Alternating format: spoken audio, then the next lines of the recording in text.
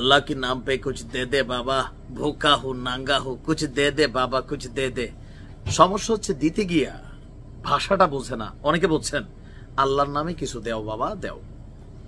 দর্শক, এটার অর্থটা পরে বলছি, এটা কেন এই বক্তব্যের অংশটা ছিল। যাই হোক, ভারত পাকিস্তান যুদ্ধের মধ্যে পাকিস্তানের পক্ষে আমরা দেখেছি সরব ভূমিকা রেখেছে তুরস্ক। অলরেডি ভারতের সাথে তুরস্কের কূটনৈতিক সম্পর্কের সর্বোচ্চ পতনও আমরা দেখছি। এমনকি ওই যে কি বলা হয় যে মালখে টাল্লি হয়ে থাকা অনেক দাদারা চিন্তা করতেছে ভারত কেন তুরস্ককে শাস্তি দিচ্ছে না। ভাবা যায়, কই তুরস্ক কই ভারত। এখন ভারতের জায়গায় ভারত হলো, তুরস্ক কিন্তু ওই জায়গায় নাই, ন্যাটোর সদস্য। সো বুঝা শুনা কথা বলা হচ্ছে। যাই হোক, এটা নিয়ে তুরস্কের সাথে সম্পর্ক নষ্ট, বাংলাদেশের সাথে নষ্ট। এছাড়া আরব দেশগুলোর মধ্যে ইরান আবার দুই পক্ষকে ব্যালেন্স রাখতে চাইছে। কিন্তু সৌদির ভূমিকা কি ছিল? সৌদির কোনো ভূমিকা ওই রকম ভাবে পাকিস্তানের জন্য আমরা দেখি না এই কূটনৈতিক লেভেলে। তবে সৌদির হিসাবটা হচ্ছে আলাদা। এখন ভারত পাকিস্তান যুদ্ধে আইএমএফ এর একটা বার্তা ছিল, বিশ্ব ব্যাংকের একটা বার্তা ছিল। কোনটা? যে খুব শীঘ্রই পাকিস্তান অর্থনৈতিক মন্দার মধ্যে পড়তে যাচ্ছে। এই যে ব্যয়বহুল যুদ্ধ, এটা তারা চালাইতে পারবে না। এডিবি বলছিল যে পাকিস্তান এই যুদ্ধের ভার বহন করতে পারবে না, তবে দে হ্যাভ প্ল্যান বি। এবার আসুন, ভিডিও শুরুতে যে আল্লাহকে নাম পে কুছ দে দে বাবা, এই যে চরিত্রটা, ভিক্ষুকের চরিত্র পাকিস্তানিদের, ওয়ার্ল্ড ওয়াইড ভিক্ষাকে একটা আর্টে নিয়ে গেছে। তবে একটু ভুল জায়গায় গেছে আর্টে, বোঝেন নাই? মানে প্রতি বছর পাকিস্তান থেকে শত শত হাজার হাজার মানুষ ভিক্ষার উদ্দেশ্যে প্লেনে চড়িয়া সৌদিতে যায়, কাতারে যায়, বিভিন্ন দেশে যায়।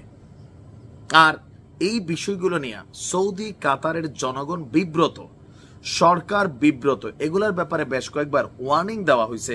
তবে এই তালিকায় বাংলাদেশেরও কয়েকজন আছে, ভারতেরও কিন্তু আছে, ভারতও বাদ না। তবে র্যাঙ্কিং এ টপে আছে পাকিস্তানিরা। এখন এই যুদ্ধকালীন মুহূর্তে হজের মৌসুম আসতেছে, ভিক্ষা টিক্ষা করে আরো কিছু পয়সা টয়সা নেওয়া। আচ্ছা আচ্ছা, কারা কারা গালি দিচ্ছেন, আপনাদের কেন গায়ে লাগছে আমি এই জিনিসটা বুঝি না। পাকিস্তান জাতিরই বলছে ভিক্ষুক, গায়ে লাগছে না? আচ্ছা যাক, তো যাদের গায়ে লাগছে তারা চাইলে সাপোর্ট করতে পারেন, বিকাশ টিকাশ পাঠাইয়া পাকিস্তানে যেন ভিক্ষাকে তারা বন্ধ করে। ইসলামে কিন্তু ভিক্ষা নিষেধ আছে, তাই না? তো তারপরেও এই যুদ্ধকালীন মুহূর্তে অনেকে মনে করতেছিল ভিক্ষা টিক্ষা করে কিছু রিয়েল টিয়েল পাইলে এগুলো ডলারে কনভার্ট করে পাকিস্তান হয়তো যুদ্ধের ক্ষেত্রে একটু শক্তিশালী ভূমিকা রাখতে পারতো। ট্রল করে বলে। ঘটনার প্রেক্ষাপট হচ্ছে পাকিস্তানি ভিক্ষুকদের ধরে ধরে দেশে পাঠাচ্ছে সৌদি আরব।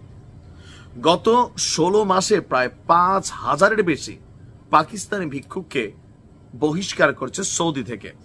এদের মধ্যে এই 2025-এ সবচেয়ে বেশি পাকিস্তানিকে ফেরত পাঠানো হয়েছে। এবং কি এই মাসে আপনার এই সংখ্যাটা মাসিক তুলনায় একটা হিউজ। পাকিস্তানের স্বরাষ্ট্রমন্ত্রী মহসিন নকবীরের বরাত দিয়ে পাকিস্তানি সংবাদ মাধ্যম দ্য ডন তারা এই প্রতিবেদন সামনে এনেছেন।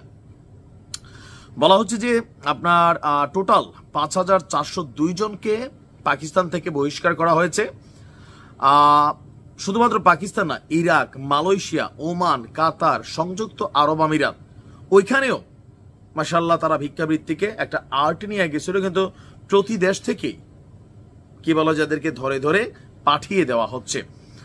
আর এখানে যাই হোক, এখন এই যে ভিক্ষাবৃত্তির বিষয়গুলা আমাদের বাংলাদেশেও মাঝে মাঝে আমরা কিন্তু নিউজ দেখি। দেখেন, দেশের মান সম্মান বিদেশের মাটিতে শেষ করে দিয়েন না। হজের জন্য যাবেন, বিশেষ করে উমরা হজের নাম দিয়ে অনেকে যায়, যাইয়া সেখানে হজে গেলে মানুষের একটু, আমরা শুক্রবার জুমা পড়তে গেলে তো পকেট থেকে টাকা টাকা দেই, ঈদের নামাজে গেলেও দেই, বাড়ি বুড়ি নিয়ে বসে যায়। তো হজের মধ্যে এরকম বসে যায় জায়গায় জায়গায় পাইলে, এবং কামাইটা কিন্তু খুব খারাপ হয় না। তবে সৌদি সরকার এবার খুব কড়া অ্যাকশনে গেছে, বলছে এরপরে এখন তো ধরে ধরে পাঠাই দেয়, এরপরে কিন্তু কারাগারে শাস্তি ভোগ করাইয়া তারপরে দেশে পাঠাবে। এবং কি ভবিষ্যতের জন্য যেন পাকিস্তান থেকে রেন্টি নিতে না পারে এই ব্যক্তিরা, সেরকম সিস্টেমও করে দিবে। সো পাকিস্তান ভাইরা সাবধান হয়ে যান। ভালো থাকুন। আসসালামু আলাইকুম।